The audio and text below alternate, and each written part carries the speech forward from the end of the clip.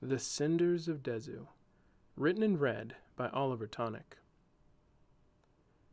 A tyrant king, a missing girl, and a journey through a perilous world. Join me for this completed sci-fi fantasy novel, read as an audio series. Enjoy the story from here on, or binge from the beginning with the first episode. The episodes are now available on YouTube and Spotify as a podcast. Like and subscribe if you enjoy. My audiobooks are totally free. If you'd like to donate to support my writing, though, check out my Patreon in the description. And now, back to the tale.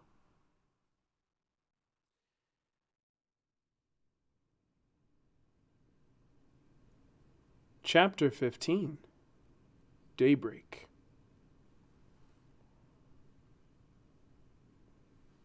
Raina woke up early in the morning when she heard the birds chirping. She could hear them in the trees down below her window. Morning bird calls had always been a delight of hers when she was small. She was particularly sensitive to them, wherever she was. She remembered the moment she realized that not everyone could understand the conversations being held in the trees. For her, this made them an alarm clock, akin to an early morning talk radio show, rather than the simple sounds of the outside. Last night had been pretty fun at dinner with Orion. She had told him about her dance class that her dad had put her in.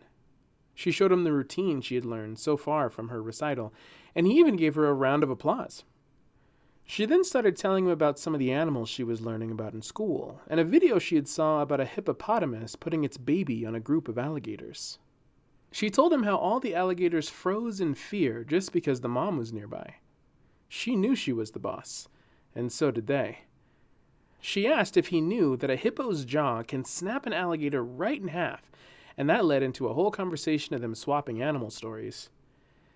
After the third story of Orion's, the one about the monstrous Galifo, Raina could no longer contain her excitement for all the new kinds of strange creatures she could see in Dezu. She begged to join him when he went out the next day. He reluctantly agreed, but only on the condition that she be up early enough to join him before he left. This is where the birds' morning talk show came in handy. However simple the communication, birds talked about the rising sun, argued over ladybirds, and discussed the pursuit of the day's morning goals. This was her cue to get up and pursue her own. She slipped something on and headed down the winding stairs. The king had told her where to meet him if she was up in time. It was down the stairs, through the foyer, past the dining hall, make a right, go down the hall with the tall windows, make a left, and then a quick right. This led to the courtyard, where, once she had traveled through it, led to a pathway that went outside the palace to what the king called a crossover sanctuary. Guards were posted at the door. They grinned at her and let her pass. Raina wandered through the door to see Orion in the center of the round room looking in her direction. He wore a smile and had his violet crystal in his hand.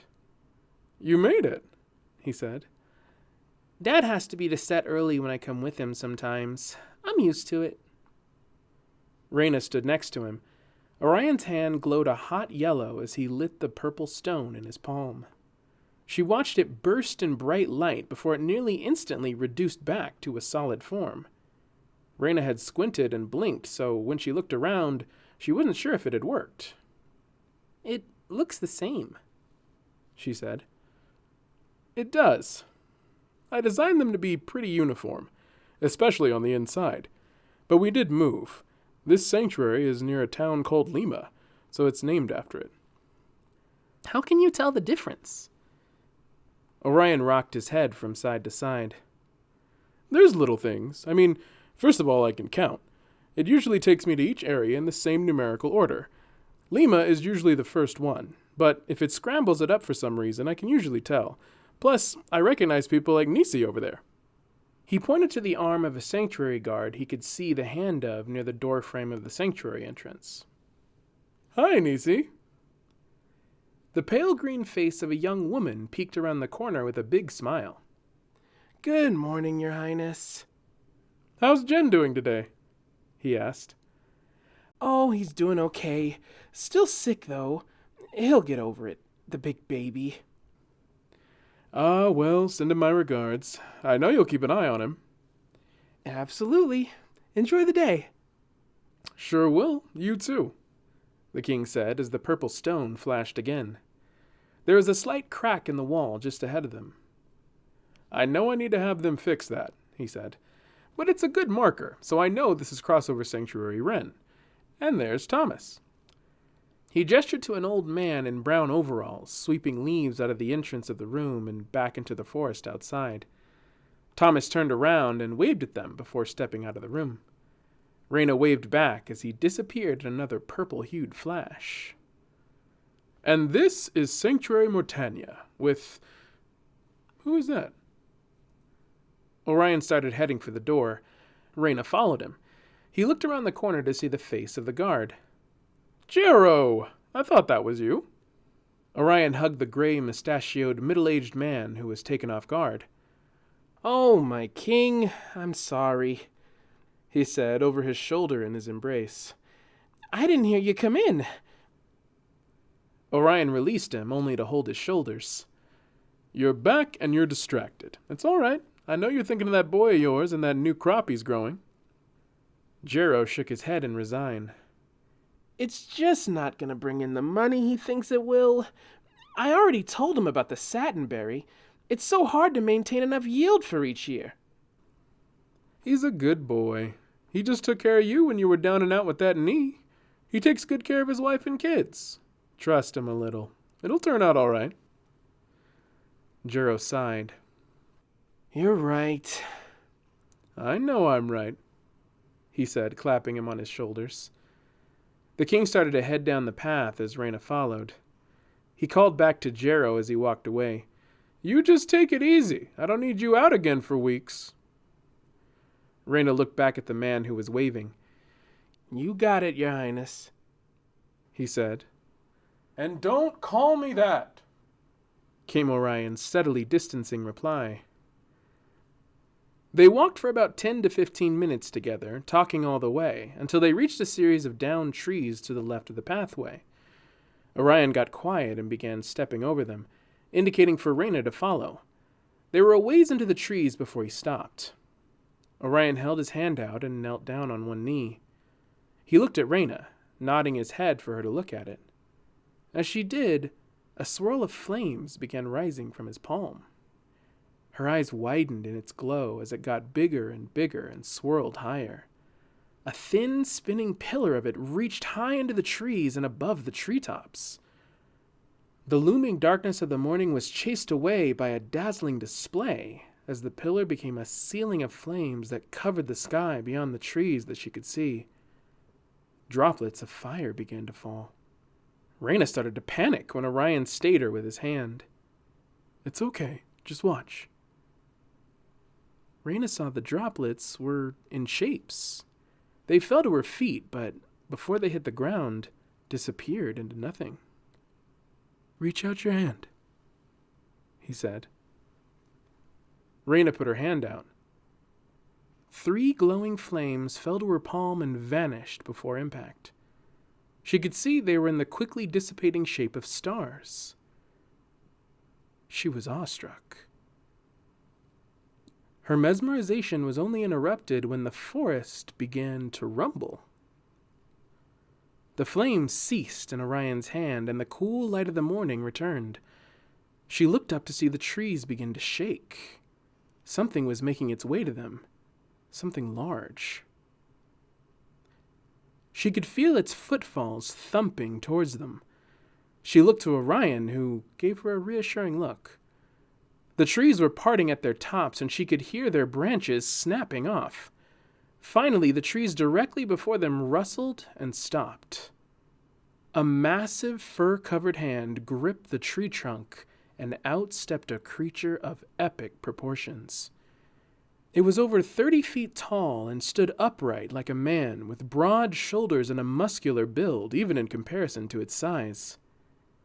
It had horns, but its face and fur color were something like that of a lion, with a big black and pink spotted feline nose. But its facial structure, like its powerful-looking rounded jawline, was primarily reminiscent of a bull. It was dressed in dark brown hard leather armor, with parts of it, like its knee pads and elbows, plated with metal. The body approached, and Raina was frozen as its height seemed to increase the closer it got. It reached behind its back and pulled out a terrifying battle axe the size of an SUV. The sheer size of the creature created a glorious prostration as it bowed down with its fists on the ground and laid the axe horizontally before the king.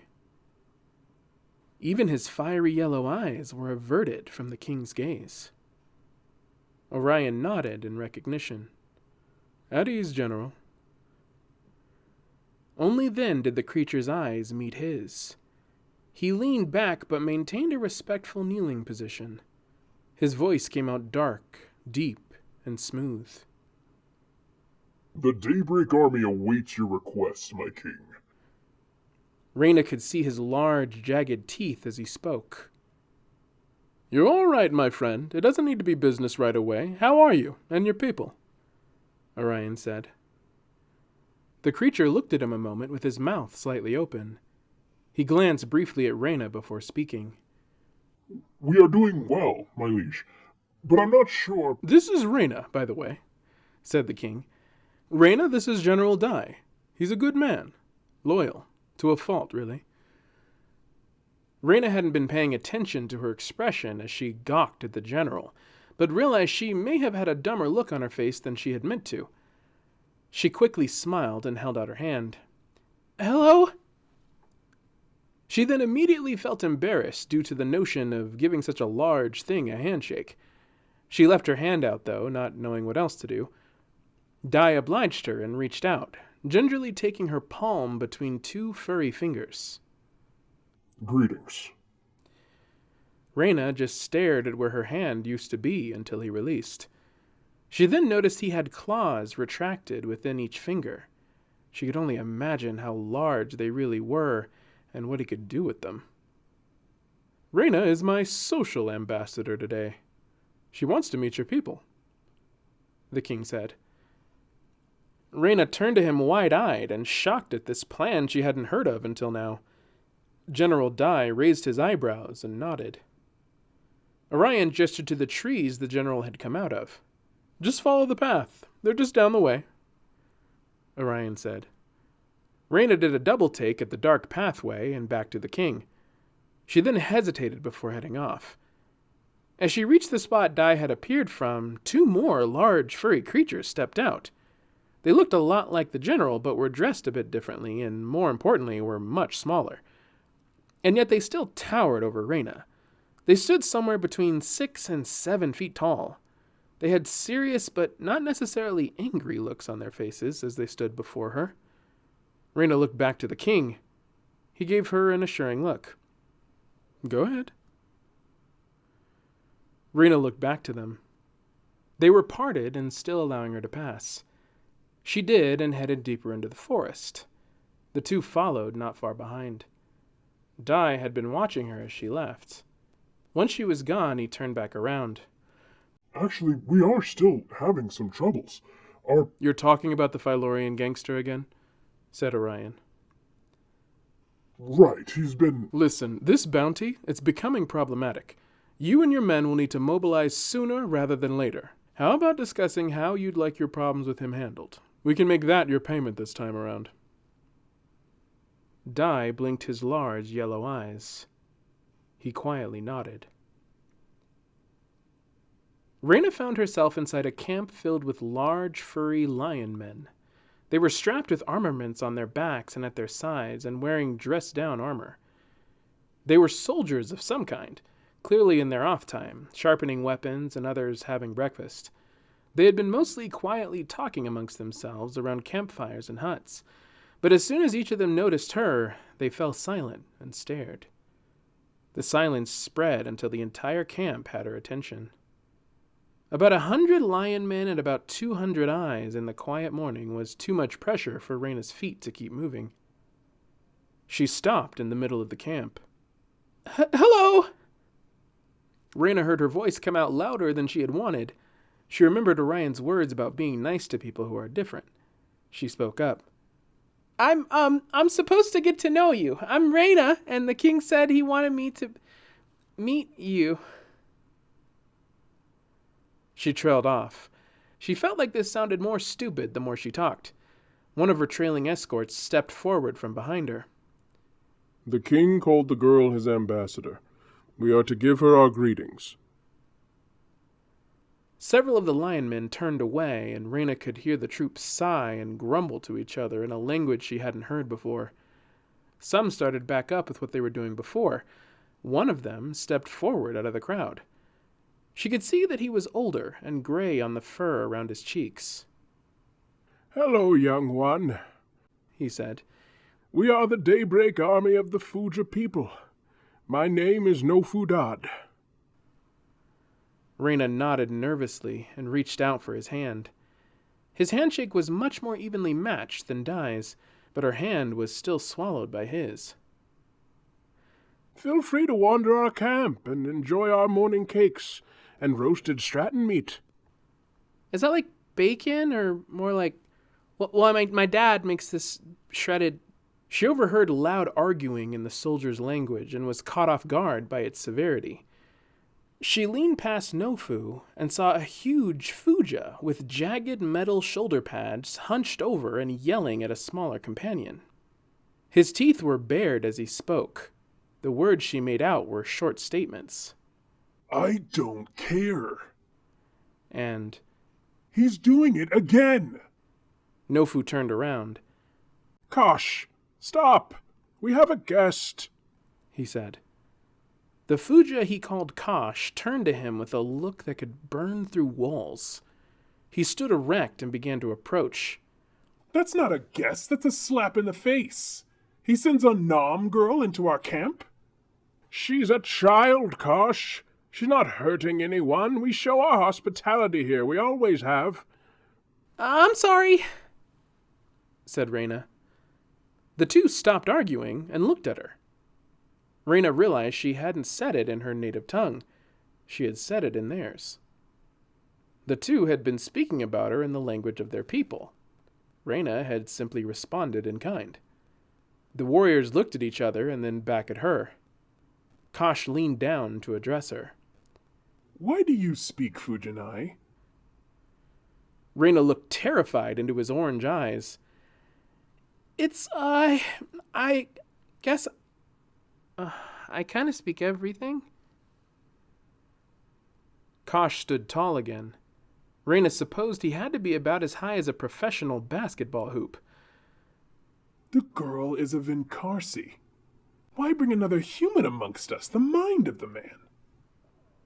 He turned around and paced away from her. Up close, Raina noticed Kosh was not only dressed more stylistically than the rest, but on his back she saw he had a round metal plate set rather strangely in place. It was to the left of the wavy sword strapped to him and just above his shoulder blade. It had the mark of a sun etched into it. She's here to spy, he said as he looked into the crowd of men who were gradually beginning to grow attentive to the conversation.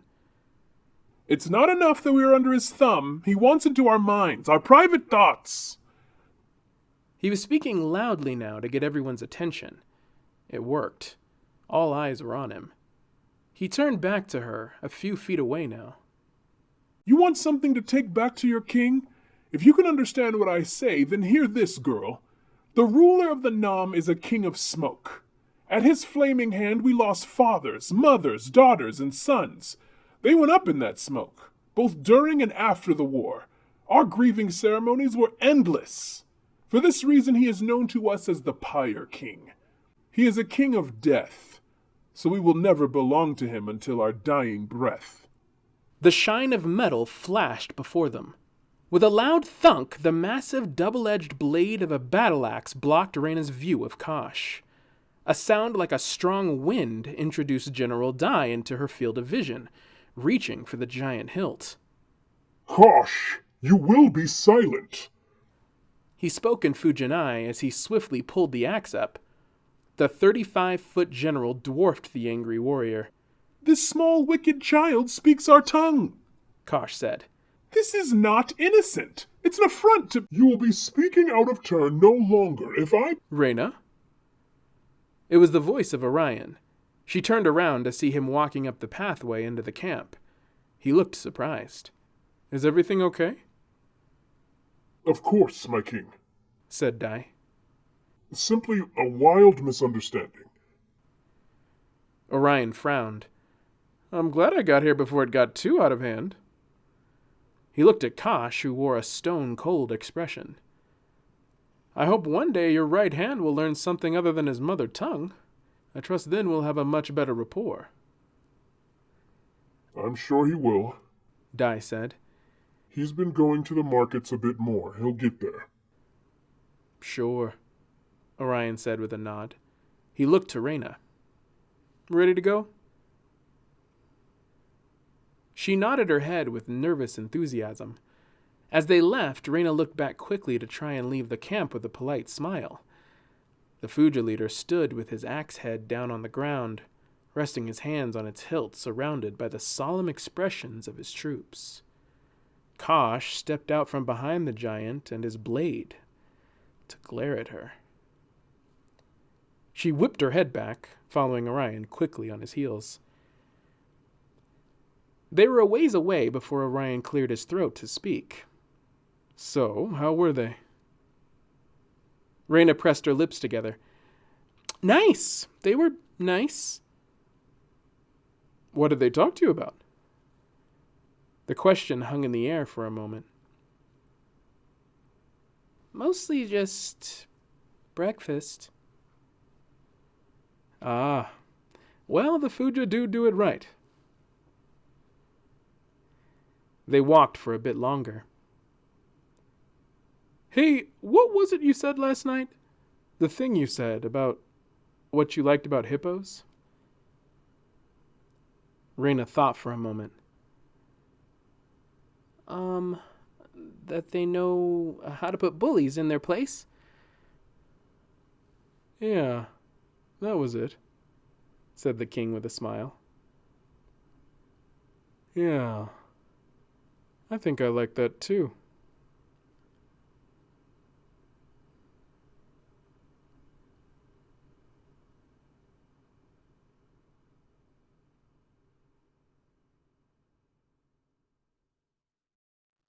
Hey guys, it's Oliver.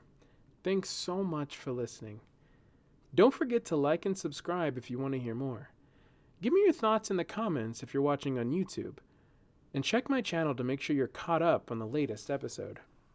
I'll have regular episodes up until all chapters of this story are fully released, so stay tuned.